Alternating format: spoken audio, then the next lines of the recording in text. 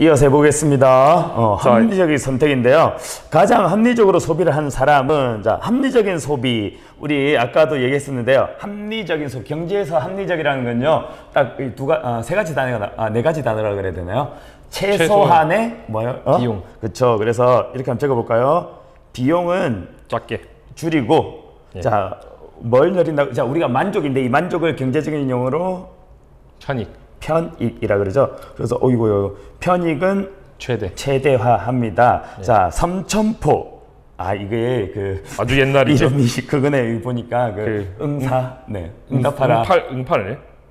응상 같습니다. 엄청 어쨌든 자, 죄송합니다. 저희가 갑자기 추억에 젖어가지고요. 네.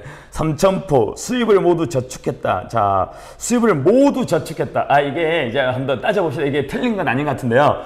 가장 합리적인 거니까요. 누가 제일 요 조건을 충족시키는지 한번 보겠습니다. 성나정 짝퉁을 싸게 구입했다. 이러면 안 되죠. 어떻게 보면 합리적이라고 볼 수 있는데요. 자, 법 테두리 안에서 해야 됩니다. 네. 그래서 일단 요거는요, 불법 경제죠. 이게 정말 정당하게 물건을 생산하고 열심히 사시는 분들한테 상처를 주는 일일 수도 있어요. 네, 제대로 된 로열티를 지급하지 않는 거죠. 이거는 경제 활동이 제대로 안 된 거기 때문에 무조건 틀린 거고요. 정대만, 가격을 비교하여 구매했다. 그쵸. 그냥 무턱대고 구매하는 게 아니라, 이 질 좋은 제품을 최대한 싸게 뭐 인터넷 비교 사이트 같은 데 있죠. 네. 최대한 싸게 요거는 저기 가면 얼마에 파는데 여기 얼마에 사. 그럼 저기가 사야겠죠. 이런 식으로 비교해 괜찮네요.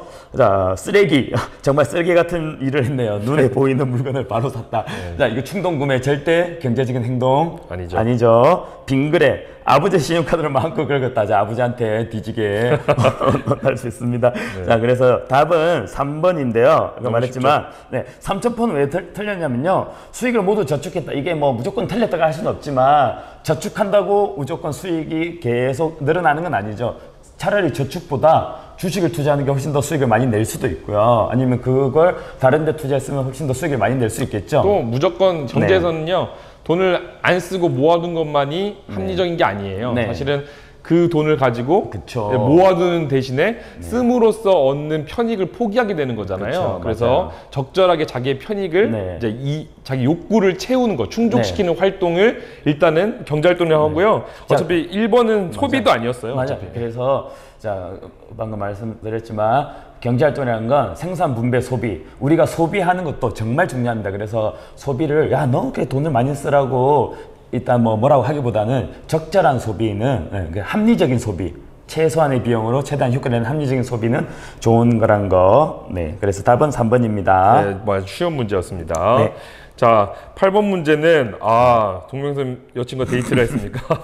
네, 언제 데이트했죠?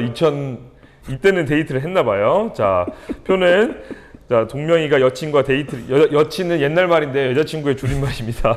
자, 데이트를 계획하기 위해 작성한 의사결정표이다. 동명이는 점수가 가장 높은 항목을 선택하여 데이트를 할 것이다. 아주 합리적이네요. 자, 이렇게 데이트를 하면서도 경제적으로 자신의 평가 기준에 따라서 가장 높은 만족도를 선택을 하는 동명이의 태도를 아주 칭찬을 해야겠습니다. 자, 이 표를 보시고 여러분들이 한번 합리적 선택은 어떤 선택인지 이제 분석을 하는 문제거든요. 자, 그럼 먼저 합리적 선택을 하려면 방금 전에도 얘기했지만 자, 비용보다는 꼭 뭐가 더 커야 되죠? 편익. 자, 비용보다는 항상 자, 편익이 더 큰 선택을 해야 합니다. 자, 그러면 근데 여기서 주로 틀리는 게 뭐냐면요. 자, 평가 기준에 즐거움, 비용, 시간이 나와 있는데요. 보통 비용과 시간은 이제 내가 소비하고 쓰는 거에서 자꾸 편익이 마이너스라고 생각하는 경우가 있는데 여기에서는 전부 다 점수화시켜서 비용이 최소한으로 들어서 내가 만족하는 정도를 만족감의 형태로 나타낸 거예요. 시간도 내가 적절한 시간을 투자해서 너무 많은 지루한 시간 투자하지 않고 또 너무 짧은 시간 투자하지 않고 적절한 시간을 투자해서 얻을 정도의 그 만족감 자체를 점수로 다시 표현한 거거든요. 그래서 이 세 개 모두가 전부 다 편익으로 계산된 합계 점수를 나와 있는 겁니다. 그래서 여러분들이 보통 즐거움만 편익으로 생각하고 비용과 편익을 여기서 빼는 경우가 있는데요. 그렇게 하지 마시고 모두 다 편익이다라고 생각하시고 풀면 정말 쉽습니다. 미리 계산된 거라 생각하시면 돼요. 네, 그래서 이걸 실제로 계산하고 했으면 아마 당시에 큰 반발이 있었겠죠. 그래서 문제를 쉽게 풀게 하기 위해서 다 편익으로 바꿔놓은 겁니다. 자, 그렇게 하면 문제가 되게 쉬워져요. 자, 편익의 가장 큰 항목은 놀이공원이다. 자, 놀이공원 끝에 한번 보면 됩니다. 합계가 봤을 때 가장 큰 항목은 놀이공원이 맞네요. 네, 89점이네요. 자, 기억 맞습니다. 자, 시간은 매몰 비용으로 고려할 필요가 없다. 매몰 비용이라는 단어가 처음 나오는데요. 자, 매몰 비용은 매몰은요, 파 묻어버리는 겁니다. 자, 그래서 비용을 파 묻어버렸어요. 그러니까 한번 묻어진 거는요, 더 이상 볼 필요가 없다는 그러니까 거예요. 이미 쓴 돈은 생각하지 말라는 거예요. 이미 네. 썼으면 끝이라는 거예요. 네. 그 돈 아까워하면 네. 아무것도 못 한다는 뜻입니다. 네, 그래서 이미 들어간 돈, 이미 써버린 것들은 다시 생각하지 말고 그거는 그냥 묻어버리고 차라리 그 이후에 합리적 선택을 하는 게 훨씬 더 좋은 선택이라는 거죠. 인간은 이 매몰 비용에 매몰돼서 합리적 선택을 하지 못하는 경우가 많습니다. 본전 생각이라 그러죠. 네네, 맞아요. 본전 생각하는데요. 여기서는 시간도 이미 지금 자, 편익으로 계산돼서 나와 있는 거죠. 그래서 고려할 필요가 여기서는 있는 거죠. 자, 그 다음에 동명의 선택에 따른 기회비용은 고금관람입니다. 기회비용이 나왔습니다. 그렇죠. 자, 기회비용의 개념을 한번 알아봐야 되는데요. 기회비용은 선택이 있으면 포기해야 되는 거. 네, 무조건 포기해야 되는데요. 그 포기하게 되는 가치 중에서 가장 큰 것을 기회비용이라고 합니다. 이걸 애들이 진짜 많이 어려워하는 게 제가 놀이공원을 선택하게 되면 전 몸이 하나이기 때문에 그리고 뭐 여친도 하나겠죠. 제가 뭐 2명 동시에 만날 수 있나요? 어쨌든 네. 어쨌든 제가 놀이공원을 선택하게 되면 어쩔 수 없이 영화, 고궁 여긴 또 표현 나오지 않았지만 또 다른 거 뭐 같이 공부한다는 이런 무조건 포기해야 되는 것들이 생기게 됩니다. 네, 무조건 그렇죠. 근데 그 모든 포기하는 게 영화도 아깝고 고궁 보기도 아깝고 저것도 아깝고 저것도 아깝고 이걸 다 생각하게 되면 네, 안 된다는 거예요. 저걸 다 생각하면 안 되기 때문에 자, 그 중에 어떤 거? 제일 그 중에 큰 거. 가장 큰 하나. 가치를 지닌 것 네, 하나만 그게 기회비용이라는 거죠. 기회비용이라고 하죠. 그러면은 여기서 쉽죠. 자, 89점을 선택했으면 그 다음에 편익을 가지고 있는 고궁관람을 통해서 느끼는 그 만족감을 포기하게 되는 거죠. 그래서 고궁관람이 정답이 되는 거죠. 자, 마지막. 자, 시간을 제외하고 의사결정을 한다면 동명이는 고궁관람을 선택할 것이다. 자, 시간을 제외하고 그러면 시간을 한번 빼봅시다. 즐거움과 비용을 가지고만 판단을 해도 더해보면 자, 역시 놀이공원이 71점이죠. 자, 고궁관람은 70점이 되겠네요. 영화 보기는 69점이 되네요. 그래서 시간을 제외하고 판단하더라도 역시 놀이공원이 가장 좋은 선택이 되겠네요. 그래서 리을이 틀려서 정답은 기억 리을. 자, 2번이 되겠습니다. 여러분은 나중에 데이트할 때 이렇게 하면 안 됩니다. 이렇게 표를 만들어서 점수화하면 네, 안 됩니다. 물론 그런 사람이 있을 수 있어요. 조용히 집에서. 네. 자, 다음 문제 풀어볼게요. 시장의 종류네요. 나 시장에도 그래야 되고 해당되고 라 시장에도 해당되는 거. 자, 한번 보겠습니다. 우리 시장의 종류가 몇 가지가 있었죠. 생산하는 그 물건에 따라서 생산물 시장과 생산 요소 시장, 그리고 눈에 보이는 시장과 안 보이는 시장, 뭐 이런 등등 몇 가지가 있었죠. 자, 여기 나옵니다. 네, 시장은 거래되는 상품의 종류에 따라 생산물 시장과 그다음에 그러면 아까 제가 얘기했죠. 생산물이 있으면 또 뭐 더 있다고요? 생산 요소 시장. 네, 생산 요소 시장이 있고요.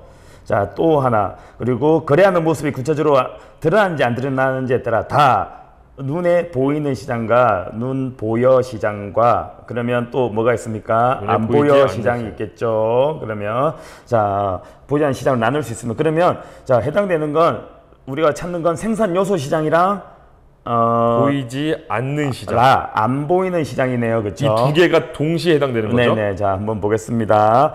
그러면 백화점 나에도 해당되고 라에도 해당되는 거. 자, 백화점은 생산물인데다가 그렇죠? 눈에 보이죠. 네. 생산물인데다 보이니까 백화점 아니죠. 가라죠. 네. 대형마트도 마찬가지죠. 생산물이면서도 보이죠. 다 역시 마찬가지입니다. 전통시장도 마찬가지입니다. 네. 생산물이면서도 보이죠. 네.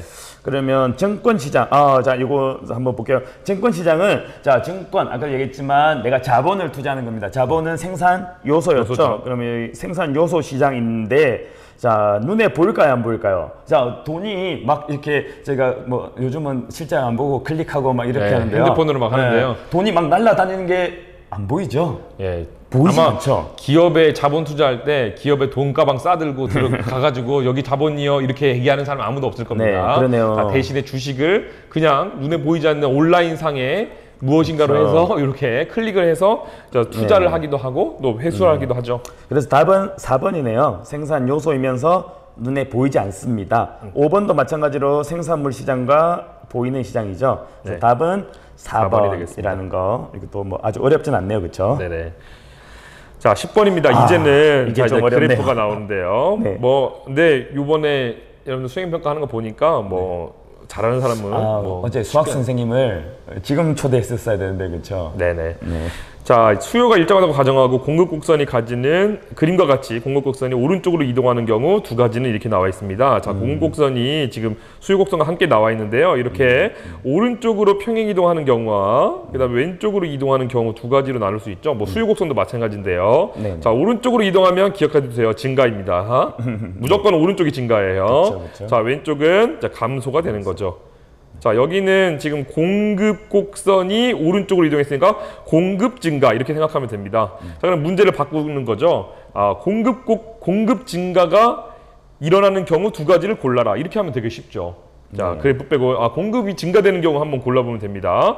자, 공급이 증가되는 경우 여러 가지가 있었는데요. 네. 자, 1번 볼까요? 공급자 수가 감소한대요. 아니죠. 자, 공급자 수가 많아져야 공급이 증가하게 더 되겠죠. 늘어나겠죠. 당연히 생산하는 사람이 많아져야지 공급량이 증가하는 거죠. 자, 대체재 가격의 상승. 이제 이게 이제 헷갈리는데요. 어렵습니다. 자, 대체재와 보완재는 수요의 변화와 관련이 되어 있습니다. 보통 대체재는 뭐 뒤에도 나올 거지만 대체재는 콜라의 대체재는 뭐죠? 사이다? 예, 맞아요. 대체도 충분히 뭐 큰 차이를 못 느끼는 거. 눈 감고 먹으면요. 네. 콜라 먹는지 사이다 먹는지 모른대요. 진짜? 네. 사람들이 의외로 생각보다 잘 이게 구별을 못 한다고 해요. 설마 콜라 맛이랑 사이다 맛이랑 자, 집에 한번 진짜요? 다음에 김영도 끝나고 여유 있으면 한번 해보겠습니다. 진짜요? 그래서 그만큼 대체해도 큰 차이가 없는 게 대체제고요. 그런가요? 커피 녹차는 구분되죠? 그건 구분되죠. 자, 근데 그다음에 이제 보완제는요, 서로 보완 관계, 서로 도와주는 관계에 있는 겁니다. 네. 그래서 콜라 하면은 콜라를 막 마시다 보면요, 콜라만 마시면 너무 맹맹하죠. 반대지 않아요? 치킨을 먹다 보면 물론 그렇죠. 콜라가 생각나는 거죠. 저는 콜라 먹다 보면 갑자기 치킨이 생각나요. 이상하다. 보통 치킨 먹다 보면 느끼하면서 여기 시원한 거. 여러분 절대 어른들은 뭐 부모님들은 뭐 그럴 수 있어요. 치킨 하면 보완제가 어른들한테는 치킨 하면 보완제가 맥주가 되는 치맥이 될 수 있는데 여러분들은 아닙니다. 여러분 음주는 치콜이죠. 음주는 꼭 그 성인이 돼서 하시고요. 음주띠 치콜 그렇죠. 치킨 먹을 땐 콜라. 네, 뭐 그런 거예요. 떡볶이에 쿨피스. 쿨피스요? 네. 뭐 이런 거죠. 근데 우리 수업 시간에 얘기했는데 우리 교과서에 너무 옛날 거 있죠. 커피에 설탕. 네, 심각하네요. 커피에 설탕은 옛날엔 맞아요. 옛날에 맞는데 요즘 누가 커피 어쨌든 이렇게 서로 도와주는 관계 보완제. 자, 근데 이건 둘 다 수요에 영향을 미친다는 겁니다. 그래서 아예 아니고요. 자, 생산 기술이 발전했다. 예전보다 훨씬 더 생산을 편리하게 하고 훨씬 더 효율적으로 할 수 있는 기술이 등장했습니다. 자, 그러면 훨씬 더 많은 양을 같은 시간에 생산할 수 있겠죠. 맞아. 제가 예전에 오른손만으로 물건 하나 만들었다 그러면 왼손을 쓸 수 있으면 훨씬 더 많은 똑같은 시간에 두 개 만들 수 있겠죠. 생산 기술이 늘어나면 당연히 공급이 늘어나겠죠. 자, 이거 또 4번도 많이 헷갈리는데요. 생산 요소 가격이 상승한대요. 얘기했던 생산 요소는 생산하는 데 필요한 요소 3가지였잖아요. 네. 이 가격이 올라 버려요. 자, 쉽게 얘기해서 임금 올라. 그렇죠. 생산 요소의 임금. 나한테 예전에 100만 원 주다가 200만 원 줘야 된다 그러면 네, 생산자 입장, 한번 사장님의 입장에서는 돈이 훨씬 더 많이 들어요. 그래서 그러면 물건 많이 못 만들죠. 못 만들겠죠. 네, 그래서 오히려 생산 요소 가격의 상승은 생산량의 하락을 가져오는 겁니다. 마지막 상품 가격의 인하 예상. 자, 앞으로 미래에 어떤 우리가 만드는 상품이 앞으로 미래에 오를 것이라고 예상됩니다. 그러면 사장님 입장에서는 지금 파는 것보다 나중에 파는 게 훨씬 더 유리하잖아요. 그래서 지금의 생산량을 줄이고 나중에 그 생산을 늘려가지고 많이 팔려고 할 겁니다. 그래서 상품 가격이 앞으로 인하한다고 뭐야?